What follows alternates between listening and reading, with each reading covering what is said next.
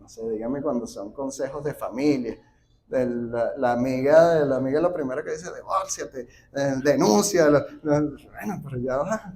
Esos son como los consejos que uno consigue express en la calle, sin tener que leer mucho, porque bueno, no me gusta leer o cualquier cosa, ¿no? Entonces un consejo ahí, amiga, dame un consejo, amiga, dame un consejo. Entonces, es difícil, es difícil. Hay que tener discernimiento de las cosas, hay que aprender a discernir. Y para aprender a discernir las cosas, entonces es fundamental crecer espiritualmente hablando. De eso vamos a hablar hoy. ¿Cómo crecer espiritualmente? Hay un ejemplo, por eso lo puse allí para acordarme, esos billetes no de la prosperidad, es del ejemplo del cajero. El cajero a quien le enseñan a contar los billetes, siempre le dan billetes buenos para que él los estudie, billetes buenos, billetes buenos, billetes buenos, y él solo estudia los billetes buenos. El día que le pasa por las manos un billete malo, él lo detecta, ¿no? Y dice, oye, ¿por qué no se pone a estudiar los billetes malos? Eso es en el tema del estudio, de estudiar, digamos, una doctrina, la palabra de Dios, un tema en específico. Pero a veces uno no está buscando las cosas, pero llegan esos billetes malos a cada rato. Entonces hoy en día pareciese que nos dan más billetes malos que de los buenos. Y el cajero anda ahí malo, malo, malo, malo, ¿no? Porque son muchas cosas, es un bombardeo de información constante. La única forma en que uno no esté en contacto con un mal consejo, con una doctrina extraña, con algo torcido, es que uno sea un indígena en Amazonas, aislado del mundo, sin internet, sin contacto, sin nadie. Entonces tú dices, bueno, sí, todo lo que escucho es bueno, ¿de qué vas a escuchar? Los animales, no sé. Pero es que nosotros, en un mundo global, interconectado, inmediato, donde la información vuela y nosotros estamos conectados prácticamente 24 horas, llegan a cada momento esos billetes, incluso en la iglesia. No hablando con los hermanos, en la iglesia te dicen, oye, ¿escuchaste esa iglesia? Una doctrina rara que es así, ni la estaba buscando, era el lugar que menos me imaginé que me iba a enterar de una nueva doctrina extraña, y bueno, pasó. Incluso en la iglesia sucede. Entonces uno debe tener esos sentidos de discernimiento afilados. La prédica anterior del pastor Engel, el domingo pasado, nos hablaba de 4 llamados de Jesús para nosotros, ¿verdad? El primero, de salvación. El llamado de salvación. ¿Qué tanto debes haber crecido para recibir ese llamado? Nada. De hecho, la palabra dice, son niños espirituales, tienen que alimentarse de leche, ¿verdad? Entonces, el primer llamado es de gracia, aceptar a nuestro Señor Jesucristo como nuestro único y suficiente Salvador. El segundo llamado era santificación. Allí ya te están exigiendo, entonces te empiezan a exigir, oye, tienes que ser santo porque yo soy santo, decía el versículo, ¿verdad? Ya tienes que apartarte del pecado. Entonces ya te está diciendo, oye, tienes que aprender a discernir lo bueno de lo malo. Siempre el camino ancho es el que se ve mejor a la distancia y el camino angosto siempre es el más difícil, ¿verdad? Entonces ya el segundo llamado está exigiéndote algo, ser santo. El tercer llamado era servir. Entonces, ¿cómo tú vas a servir siendo un niño fluctuante? Ahí vas a ir a ayudar a otro hermano a servirle. No se puede. Entonces ya el servir te habla de que tuviste que haber tenido una madurez espiritual medianamente aceptable para ir a servir a otro hermano. Y el cuarto era al servir al ministerio, en la obra, ¿verdad? El ministerio. Allí ya no es para niños, ¿verdad? Y ya no es ni siquiera para adolescentes. Ya es para ancianos, básicamente, los ancianos no por la edad. Hay ancianos jóvenes, Timoteo, un hombre joven. Y hay ancianos en edad que son niños espirituales, ¿verdad? También. Entonces no va directamente por la edad cronológica. Pero sí, ya el cuarto llamamiento te demanda un crecimiento espiritual. Entonces, el tema de tomar buenas decisiones hoy en día es complejo. Les contaba incluso en el servicio pasado, yo llegando a mi oficina, paso por 2 heladerías, muy gracioso. Hay 2 heladerías en el centro comercial, en el centro plaza. La primera se llama Divinos Pecados. Ya uno va pasando por ahí, Divinos Pecados. Y la segunda se llama Dulces Tentaciones. Y cónchale, que no, o sea, el mensaje subliminal, nada más llegando a la oficina, ya es terrible, ¿verdad? Ni siquiera un Dios te ama, gracias a Dios, o sea, gracias a Dios por los de la camionetica, si ves una camionetica, Dios te ama, buenísimo, pero si no sale el de tu envidia me fortalece, va recibiendo consejos extraños. Entonces, bien, bueno. En función del crecimiento espiritual. Mira este ejemplo. Efesios 4, dice el apóstol Pablo. Y él mismo constituyó a unos apóstoles, a otros profetas, a otros evangelistas, a otros pastores y maestros. Es decir, ya es como el cuarto llamado de Jesús. Ya vas a servir a la obra, ¿verdad? A fin de perfeccionar a los santos. A los santos. Ya ves, viene a quién, a los que venían del segundo llamado, que ya tenían cierto crecimiento espiritual, ¿verdad? Para la obra del ministerio, para la edificación del cuerpo de Cristo, servir en la obra. Hasta que todos lleguemos a la unidad de la fe y del conocimiento del Hijo de Dios, a un varón perfecto, a la medida de la estatura de la plenitud de Cristo. ¿Hasta dónde tenemos que crecer? A la estatura de la plenitud de Cristo, que eso es altísimo, ¿verdad? Altísimo, tenemos que crecer mucho. Entonces este crecimiento no es un punto donde tú ya digas, ya crecí, ya soy el anciano, ya me leí la Biblia 4 veces por año y 70,000 veces me la leí y ya me sé todos los versículos de memoria y yo ya crecí. No, mira, hasta la estatura de la plenitud de Cristo, es decir, que esto no termina. Tú tienes que seguir estudiando, tienes que seguir creciendo, tienes que seguir madurando, porque cuando tú crees que ya te sabes todas las respuestas, te cambian todas las preguntas. Y viene una prueba nueva, y viene otro reto, ¿verdad? Porque siempre vamos a estar creciendo. Continúa entonces. Para que no seamos niños fluctuantes, llevados por cualquiera de todo viento de doctrina, por estratagema de hombres que para engañar emplean con astucia las artimañas del error, sino que siguiendo la verdad, la palabra de Dios, en amor, crezcamos en todo aquel que es la cabeza, y esto es Cristo. Básicamente, dejar de ser como niños, dejar de ser fluctuantes, dejar de llevarnos por cualquier consejo que vemos por allí, y estar claritos y maduros en la fe. Ahora bien, viene el versículo base. Yo planté, Apolos regó, pero el crecimiento lo ha dado Dios. ¿De dónde ese crecimiento? De que es durmiendo. Estamos durmiendo y crecemos y ya no hacemos nada. No es así, ¿verdad? Un esfuerzo es requerido. Así que ni el que planta algo ni el que riega, sino Dios que da el crecimiento. Y el que planta y el que riega son una misma cosa, aunque cada uno recibirá su recompensa conforme a ¿qué? A su labor. Entonces hay una labor que hay que hacer para el crecimiento, ¿verdad? Porque nosotros somos colaboradores de Dios. Entonces ya deja de ser un niño, así como estábamos viendo ya en la escuela dominical, que nuestro Señor intercede por nosotros como niños que estábamos indefensos y leche. Ahora ya no somos niños, sino que ahora somos adultos y ahora somos hasta colaboradores de Dios. Y vosotros sois labranza de Dios, edificio de Dios. Entonces llegamos a ese servicio, a ese colaborar con Dios, a predicar el evangelio a toda criatura, a llevar su ministerio, a dar las buenas nuevas. Entonces bien, tenemos que crecer. Nos lo dijo el pastor Engelbert la semana pasada, lo estamos repitiendo hoy. Tenemos que aprender a discernir, a tomar buenas decisiones, a ser un poco más maduros espiritualmente cada día. Eso está clarito. Digamos que todos tenemos el mismo sentir de querer crecer. Y ahora, bueno, ¿cómo crecemos? Es la pregunta, ¿cómo hago para crecer?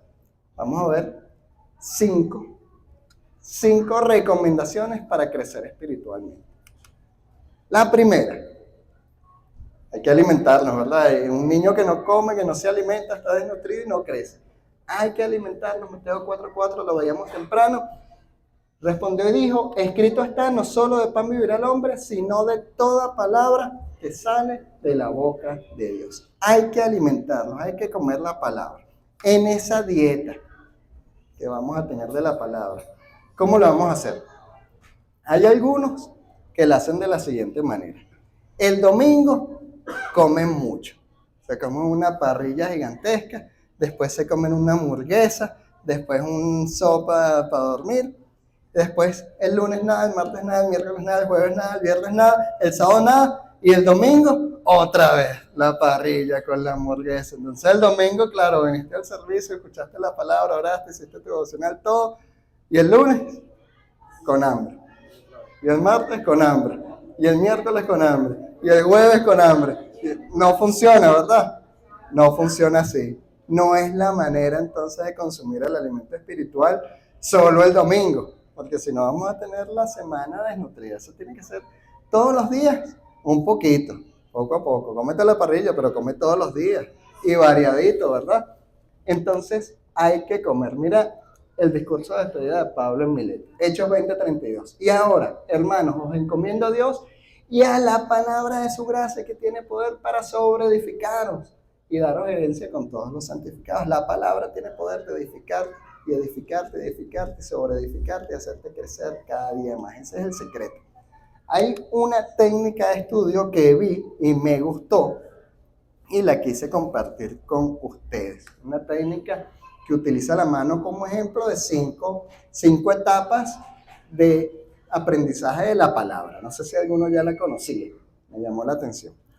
Toma cada dedo como una acción. El primero, el pequeñito, empezando por aquí, es escuchar la palabra. Es lo básico, escuchar. De repente venir al servicio y escuchar la prédica. De repente yo sé que algunos escuchan prédicas en internet, en YouTube, bueno, están escuchando. ¿Qué pasa con el escuchar? Dice, el oído nunca se cansa, nunca se sacia de escuchar. Nosotros, está demostrado psicológicamente, científicamente, olvidamos el 90% de los que escuchamos después de las 72 horas que lo escuchamos. Es decir, usted el miércoles no se acuerda del 10% de la prédica de hoy. Y de la prédica del domingo pasado se acordará 5%. Y la del domingo anterior se acordará el 1% y de la otra ni se acuerda quién predicó aquí en la iglesia. Es verdad, el escuchar no se olvida, entonces escuchar no funciona. Traje como ejemplo, mira que están los leones aquí y había un Nuevo Testamento de los leones para hacer el ejemplo. Entonces si usted escuchó solamente la palabra, usted está agarrando la palabra de Dios así, con un dedito. Y si le digo al hermano Iván que me arranque la palabra de Dios, me da un mal consejo. ¿Qué pasó? Se fue porque yo solo estaba escuchando y como escuché se me olvidó y bueno, y me parece que sí, conchale, lo que me dijo la hermana era parecido al que dijo el padre. Y pasó. Y se fue uno por el mal consejo, ¿verdad? Entonces no sirve solo escuchar. Hay que leer entonces también, hay que leer la palabra. Entonces yo me pongo y leo. Escuché el domingo y el lunes, entonces leo tal vez sobre la misma prédica que me estaban dando. Después tengo que estudiar eso que leí. Pongamos el ejemplo del versículo cortico, sed santo porque yo soy santo. Entonces lo escuché, lo leí. Ahora tengo que estudiar.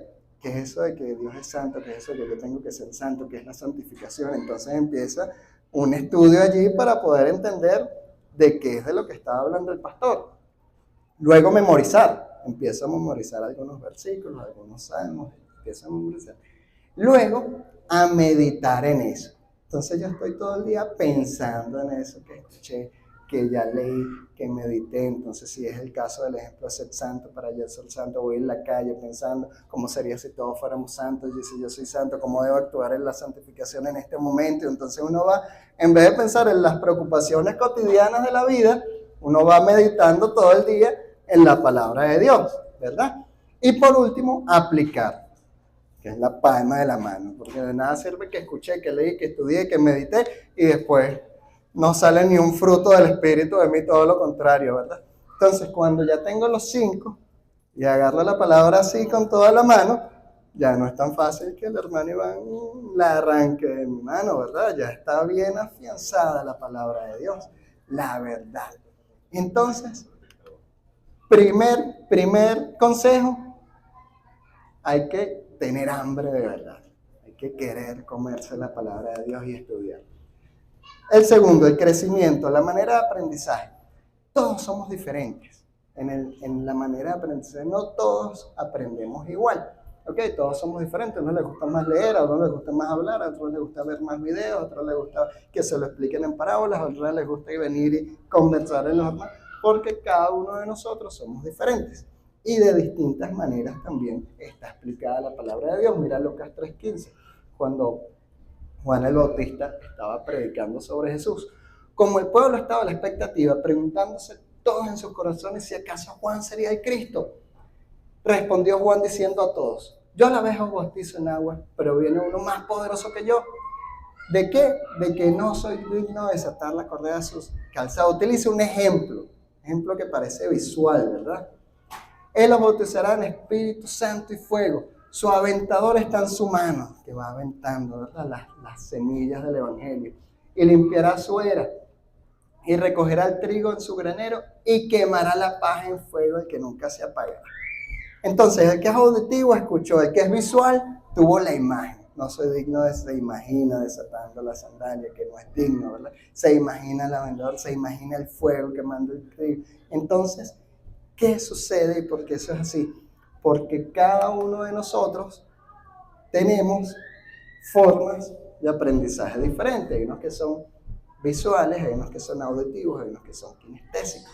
Y para todos debemos entonces buscar un método de enseñanza de la palabra de Dios. El que es visual, pues va a aprender más viendo, ¿okay? y teniendo este tipo de imágenes, y se va a acordar muchísimo de las prédicas del pastor Gregory, que da unos ejemplos visuales muy buenos, y se deben acordar del carpintero, del animalito, de los árboles, de todo eso se acuerdan porque son más visuales.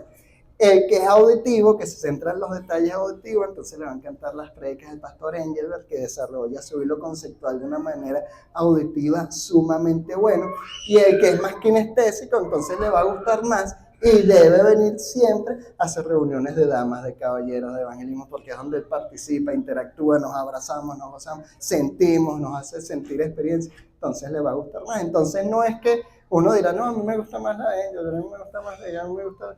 No es que una sea mejor que otra, todas son igual de buenas, pero son diferentes. Y eso es una gran bendición que tenemos en la iglesia, tener tres formas de que nos están explicando la palabra de Dios de tres maneras diferentes. Es una grandísima bendición que tenemos acá en la iglesia.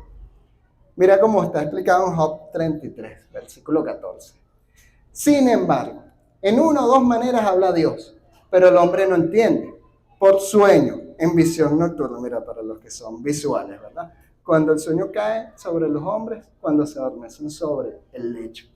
Entonces revela el oído de los hombres y les enseña su consejo, ¿ves? Para los que son más auditivos, ¿verdad? Entonces, tienes para el visual, tienes para el auditivo, para quitar al hombre de su obra y apartar al varón de su soberbia. Entonces, tenemos que desarrollar métodos que se adapten a nosotros. Todos tenemos un poquito de todo, todos tenemos de visual, de auditivo, de kinestésico, pero tú debes identificar cuál te va mejor a ti. Entonces, si eres más de escuchar, si eres más de ver, si eres más de sentir y compartirlo, de expresarte tú. Hay gente que aprende, parece paradójico, pero hay gente que aprende hablando. En la reunión de caballeros hablando, ellos mismos se enredan, se desenredan, más un consejo bien del pastor, aprenden. Pero si no, se quedan dormidos en la prédica. Entonces, bueno, cada quien tiene su estilo, ¿verdad? Entonces, aprovechemos los recursos de la iglesia, los tres diferentes estilos, las actividades de las damas, de los caballeros, del discipulado, para ir aprendiendo y fortaleciéndonos más en la palabra de Dios. El tercer hábito, son 5, el tercero, desarrollar buenos hábitos espirituales. Los hábitos hablan de quiénes somos nosotros y hay que tener buenos hábitos. Los hábitos, ¿qué nos habla? De poner las cosas en práctica. Ya tenemos el deseo, si quiero estudiar la palabra, voy a tratar de identificar cuál es la mejor forma de que yo me aprenda la palabra. Pero si nunca lo pongo en práctica, o si lo puse en práctica el lunes, el martes, después el miércoles, ya entonces no era un hábito, ¿verdad? Tenemos que desarrollar esos hábitos espirituales. Traje el ejemplo de Juan 13:12, cuando Jesús está lavando los pies de los discípulos Y voy a leer desde el 15 en adelante.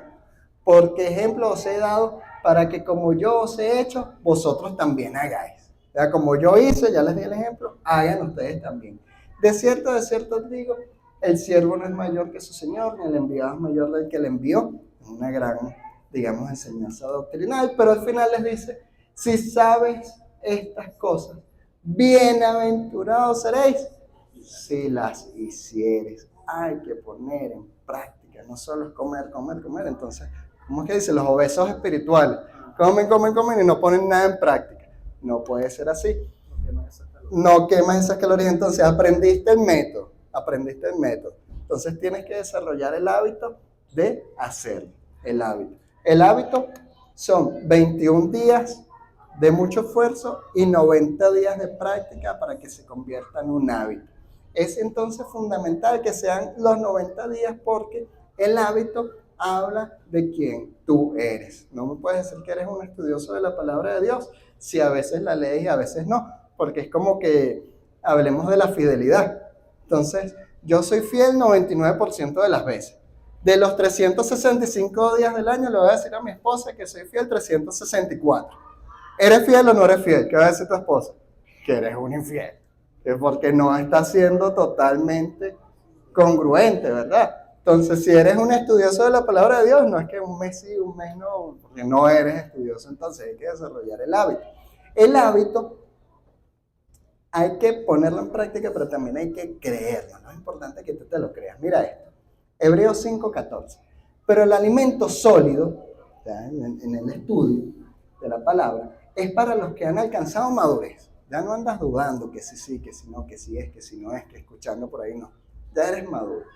Para los que por el uso tienen los sentidos ejercitados en el discernimiento del bien y el mal. Ya eres un hombre maduro, ejercitado. Hay que poner esos hábitos en práctica. Pero hay algo que es importante para que ese hábito se vuelva una realidad, que es que tú tienes que creértelo, para que puedas poner tus ejercicios y tus hábitos y tus rutinas como un corredor, como un atleta que se está ejercitando en práctica. Miren, por ejemplo, este maratón. Este es un maratón. ¿Ustedes saben quién es este? Michael Melamed. ¿Ustedes saben quién es Michael Melamed? El muchacho que tiene... Cuando tú buscas su biografía, él dice que, entre otras cosas, es deportista en el deporte de atletismo. Y él se ejercita y entrena y corre sus 5 kilómetros de entrenamiento y ha hecho no sé cuántos maratones, incluyendo el maratón de Boston. ¿En cuánto tiempo lo hizo? En las 3, 4 horas que le hace todo el mundo. Se echó como 20 horas el hombre en hacer el maratón. ¿Tú crees que él tiene los atributos para ser un deportista de atletismo? Pues sí los tiene, porque él se lo creyó y él lo está haciendo y se ha ganado el respeto de todos los maratonistas que le dicen colega, un colega maratonista. Entonces tú no me vas a venir con la excusa de que tú eres malo leyendo, que la dislexia, que se me cruzan los números, que yo nunca aprendí a leer y soy malísimo, porque entonces ¿qué me estás diciendo? Que no te lo estás creyendo. Y yo no te estoy hablando de que tienes que ser el mejor lector del mundo, el mejor estudiante. Te estoy diciendo que tienes que crear el hábito de hacerlo. Que si el pastor se lee la Biblia, en una hora lee un capítulo y al año se la lee 4 veces, y tú no has pasado de Génesis 3 en todo el año, pero tú tienes el hábito y todos los días estás leyendo un versículo a tu ritmo. Te felicito. Estás llevando a tu ritmo, estás teniendo el hábito todos los días, pastor. En la mañana me levanto y leo el versículo, voy uno a uno. Porque no estoy aprendiendo a leer, por ejemplo, está aprendiendo a leer. ¿No puede entonces estudiar la palabra?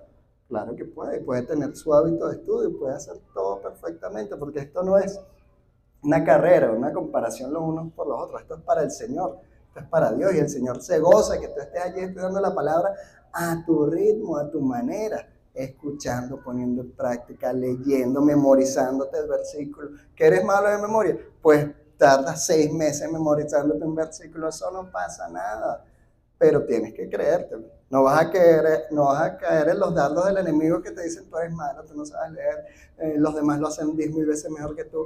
No se puede, ¿verdad?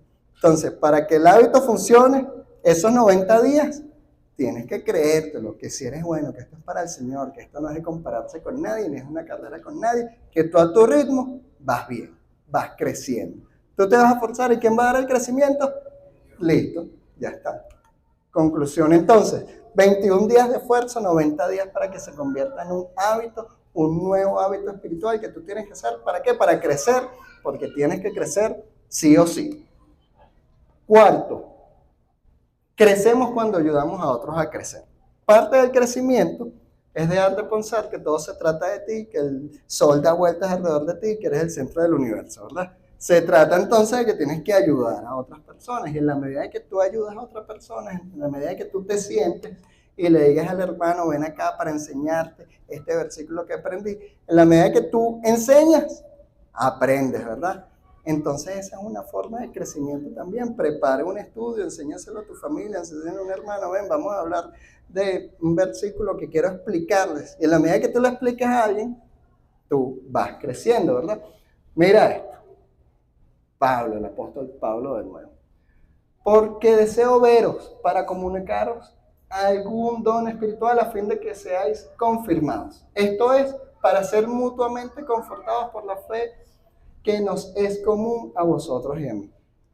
Como me pareció que en NBI se entendía mejor, lo traje en NBI.